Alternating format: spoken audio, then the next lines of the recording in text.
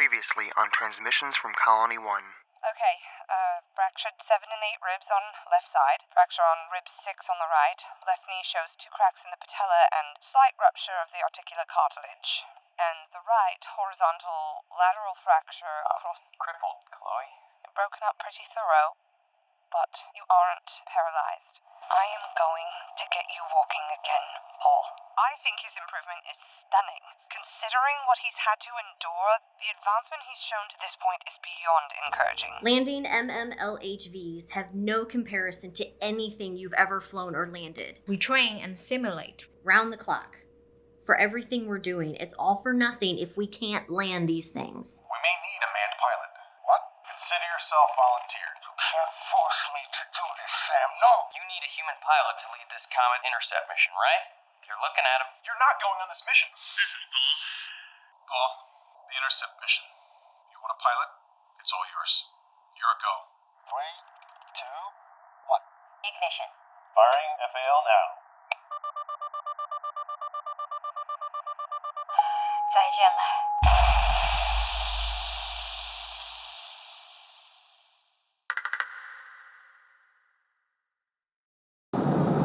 10 seconds.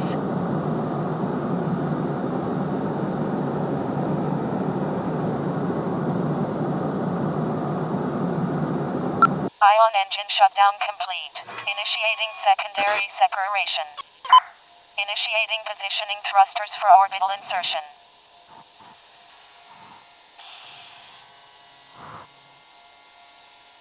Orbital insertion complete.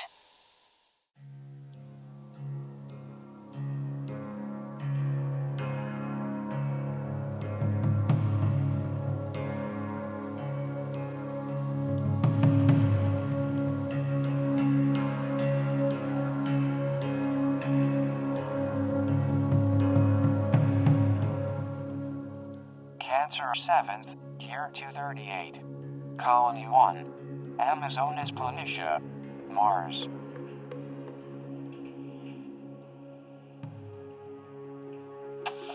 Paul, look, I know you want to get to the CC as soon as possible for the launch, but if you really put forth the effort, we'll get you... Paul?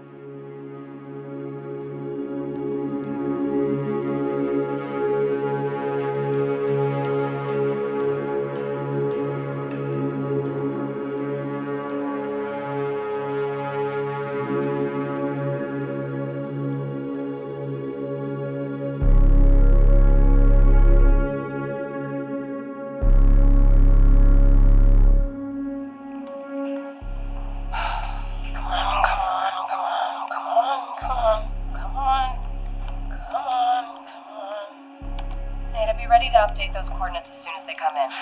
Standing by. Paul? Where's Paul? Where the... Pushel Stafador. Scorpion to Colony 1. Crew and cargo are good. Successful ignition and takeoff. Yes, We're on our way to Mars. 3.18 minutes in transit. Distance traveled is 3,760.8906 kilometers. Coordinates are good. Velocity is good. All systems green. We'll be sending you a launch report as soon as we can get it finalized and checked. And we'll send you updates as they happen. Acknowledge Colony 1. Scorpion out.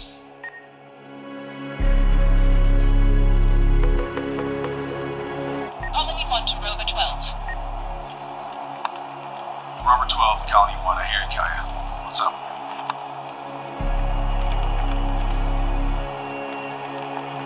Successful launch, Sam. They've left Earth. Holy hell. Cargo, crew, and ship is intact. Pulled it off. En route to Mars. They actually pulled it off. Copy, Kaia. That's wonderful news. Thanks for letting me know. My God. I should be back before lunch tomorrow. Keep me abreast of any updates from the transit. Thank you, Kaia. Rover 12 out. Holy shit. It's really happening. It is really happening.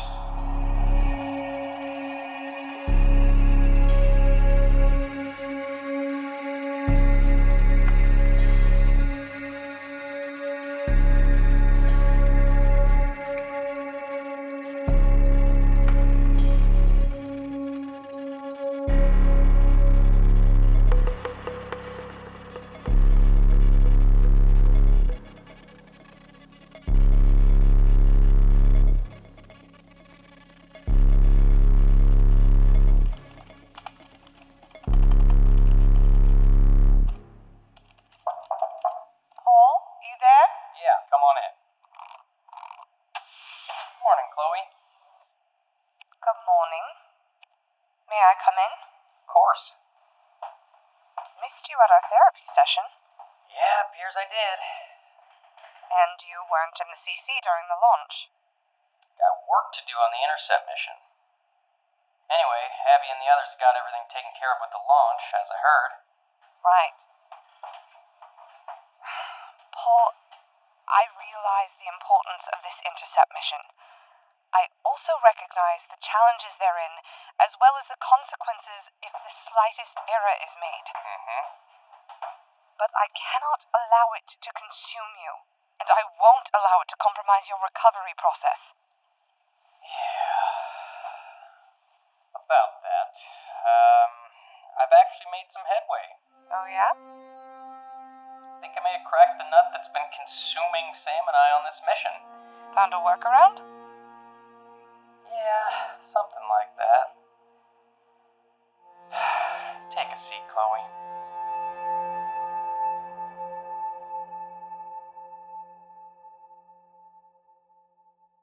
Command Center. MECT 3mmLHV Scorpion. 64 minutes, 41 seconds into Earth-Mars transit. Post-launch thrusters cut. Positioning and stability remains consistent. Still on course. Copy. Mr. Richmond, please send a status report to Colony 1. On it, Commander. Rachel, comms with the Centipede are live. Colossal work, everyone. Though I expect nothing less from you guys. Rachel? We're off to Mars, and should be arriving in a few weeks. As you all know, though, a whole new world of challenges begins. As I look around, I only see 2 people who have landed on Mars. When we reach Martian orbit, we need to be ready to land without the slightest hint of an error. Fedor and I, we've had years of training and simulating and researching every single subtlety of these ships. It will be our job to feed you years worth of knowledge and experience into a matter of weeks. In order to do that, we've split you off into 3 crews. Each crew will begin studying the schematics, layouts, everything that makes this ship live, breathe, and operate. And while you learn how an MMLHB works, we'll begin putting you through landing simulations, daily. Over and over and over. We're gonna figure out any and every possible way to kill you in these simulations. But you will succeed. Because you have no choice. And once you all stick the landing with pinpoint accuracy, the simulations will continue. Conditioning is key. When we enter Mars' orbit, I expect every single one of you to be as familiar with landing sequences and operations as you are with blinking your eyes. Understood?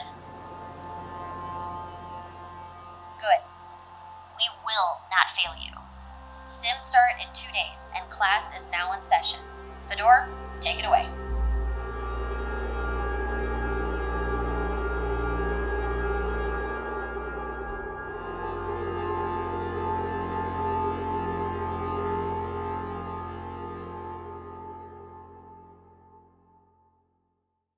Loading bay. Colony 1. The next day.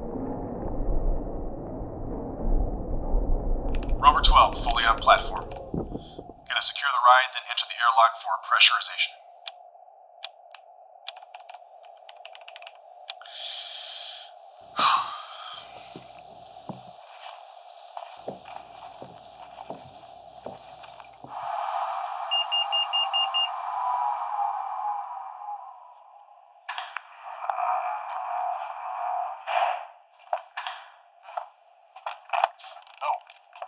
Chloe, what's up?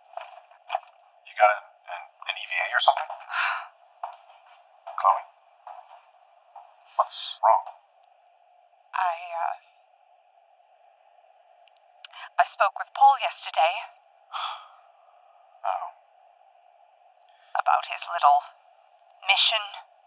Yeah.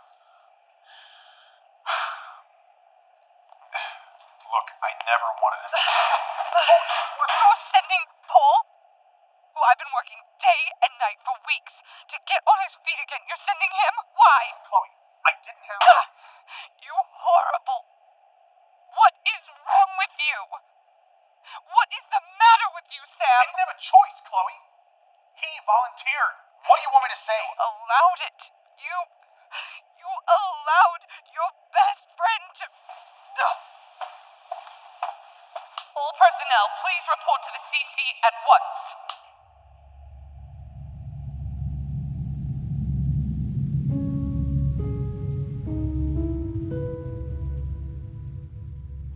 Repeat. All crew report to the command center immediately. Sam Flynn has an announcement. I assume that's about you, huh? You're right.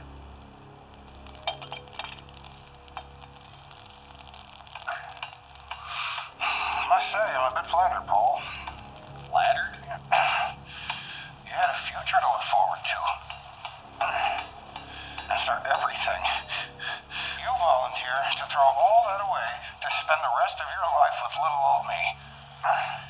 I'm touched. Really.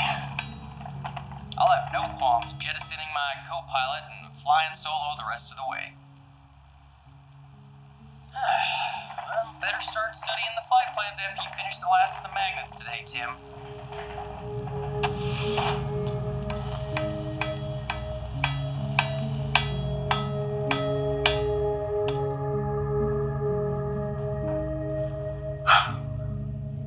Our last chance at intercepting the comet headed for Mars is a kinetic intercept. As I had told you all, that mission would involve the Maya rocket from MEC-T4 launching from Martian orbit for Jupiter, performing a gravity assist to increase velocity, and a post-orbital main engine burn that will achieve the target velocity needed to successfully knock the comet off course.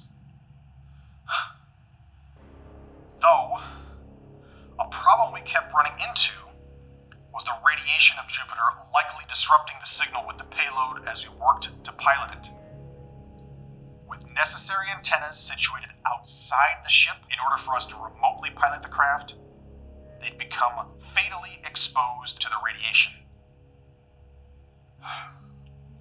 I thought perhaps we could perform the secondary burn before Jovian orbital insertion, but that would be too much momentum and we'd bypass Jupiter's orbit. Then I wondered whether we even need to bother with Jupiter at all and perform 3 fusion engine burns, though the amount of course correction needed at that kind of velocity in order for repositioning would be a complete disaster. We had tried contingency after contingency to avoid the grim truth. We need a human pilot.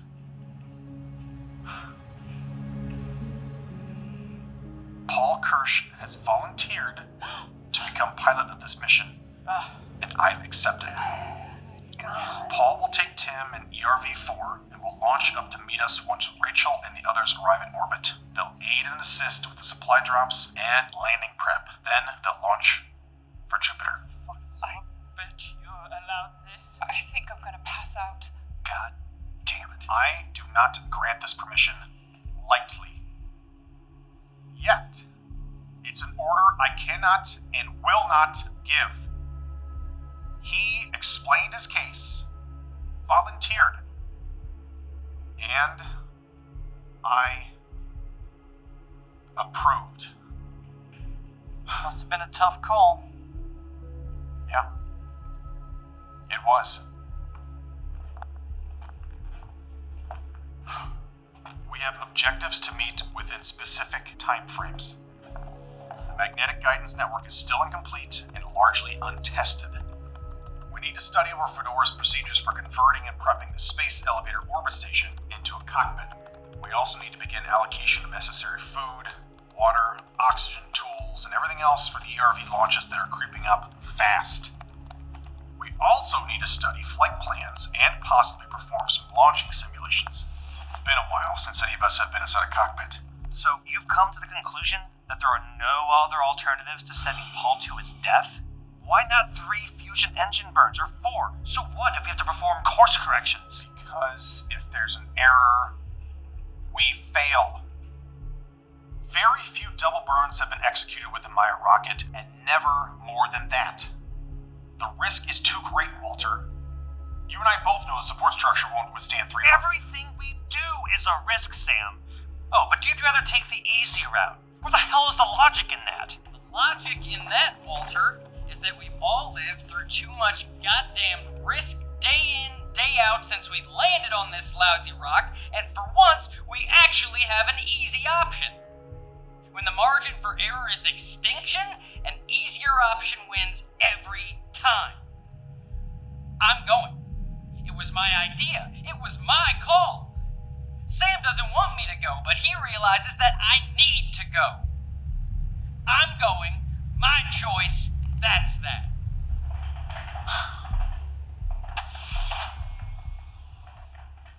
As you were.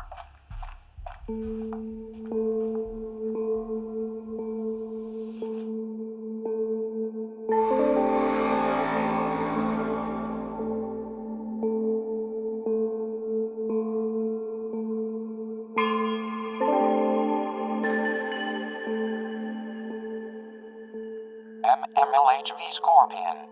2 days, 2 hours, 57 minutes into Earth-Mars transit.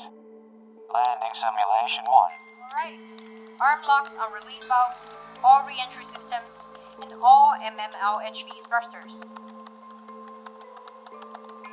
Safety's arm. Copy, Ava. Activate landing simulation number 1. Copy, standby. Simulation mode activated. Ava, fire AEI insertion thrusters now. Copy, Commander. 3, 2, 1. Thrusters are burning. Stand by for order to cut. Copy, Ava. Execute 180 pitch adjustment to get us into the proper atmospheric injection angle. Morning. Shun, double check my work here. Firing ion thrusters. Monitoring pitch adjustment. Ava, cut thrusters. Thrusters cut. Timing is off. They forgot no constraints check. I've noticed. Stand by for nav report. Standing by. Commander, we're coming into... What the? What happened? Master alarm, Commander. Damn it. Alright, shut down the simulation. Rita, report. Stand by. We reached AEI before we'd achieved proper insertion position. We came in too fast. The purpose of this first simulation was to show how a minor detail before the landing sequence can even get going can make the difference. You entered atmospheric entry interface before you were in proper positioning. You know why? You placed us in too close of an orbit. Exactly. There wasn't a no constraints for AEI check. As we explained yesterday, this no constraints check is crucial. It is the absolute final go, no-go for landing. If that check was run, you would have noticed the position was off. Let's say you're trying to undertake a landing sequence, but your orbit around Mars is a bit too deep. That means the very first thing you need to do is a course correction. If your positioning isn't correct, the landing isn't correct. And if the landing isn't correct, We die. Fedor, load up landing sim 2. Everyone else, reset. Landing crew, reset and prepare for the next run.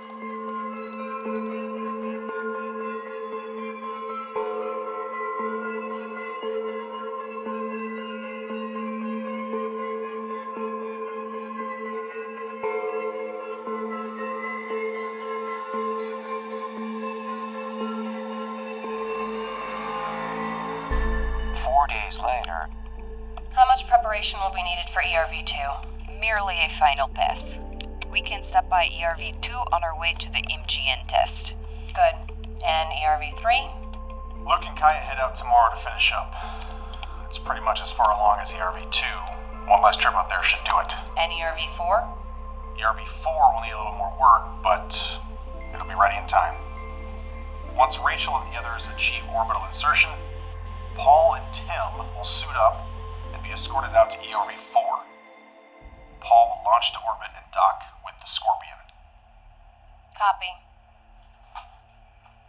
So, to rehash, in 19 days, ERV-2 and ERV-3 launch concurrently. Walter and Nada pilot ERV-2, Sam will pilot ERV-3 away from ERV-2's trajectory to negate collision risk, and will complete an orbit around Mars, while ERV-2 shoots straight for the Tarantula. Once docked, Nada and Walter will begin power-up operations just as Sam arrives after his orbit. After everyone's on board and the Tarantula's at full power, dismemberment operations on both ERV-2 and ERV-3. Each thruster, seat, panel, parachute shall be stripped. Sounds like a plan? Good or bad, it's a plan. Oh, it's bad. Clearly it's bad. I think we should consider possible alternatives to the intercept mission. If you can find a way to come up with an easier procedure that improves our chances at success, give it to us. Present a superior alternative, Walter. All right. 19 days to launch. Walter and Nada, let's suit up with Pete and head out for the MGN. We can't allow this to happen. We can't allow this to happen, right? Nada? Abby? All of us were figuring and refiguring over and over and over and tried to come up with some kind of substitute. I don't know. Such bullshit. We can't be so accepting of all this. We don't accept it, Walter. But we cannot stop it. We need to prep for departure. He can't do this. We need to stop him. We need to... Walter. Come on. I'll see you off.